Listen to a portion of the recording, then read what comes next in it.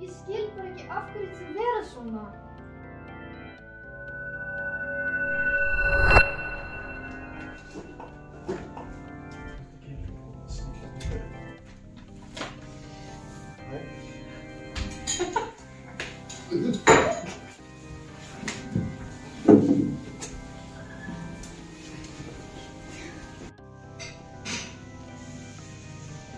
Ekkert slæja hjá okkur? Jú, allt.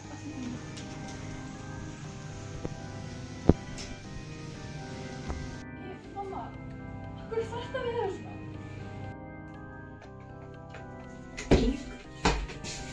Hvað er að gera þetta? Sko? Það eru 5 tímar að vera undan okkur. Hver er að koma að okkur?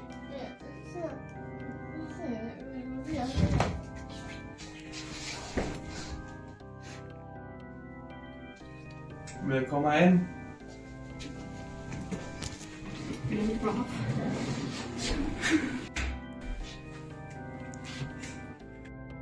Það væri gott að setja móður þína í rútínu. Hún óvænt leitingu. Daginn. Velkomin upp Blómstursskarða. Hér tekur við vel á móti þér. Já, ok, þið megið bara taka það. Ég nenni líka, ég les.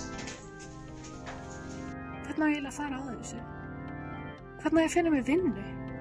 Þessi helvitis kelling kenndi mér ekki neitt.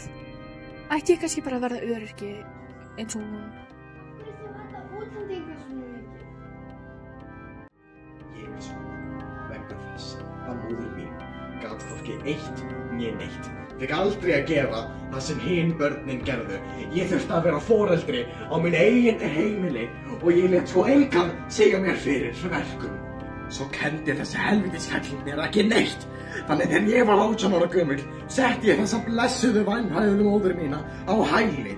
Það eina sem ég gat gert var að vera svo hún. Svo já, ég svindlaði á kerfinu og þótti svo öryrki. Það er ekkert annað í stöðunni. Ég er svona því að það þarf ekkert að breytast. Það er allt bara fínt eins og það er. Allir þessi útlendingar þurfa ekkert að vera hérna. Þeir geta bara haldið sig í sínu eigin landi. Þurfa ekkert að vera að raska og róa okkar hérna. Helvítis útlendingar!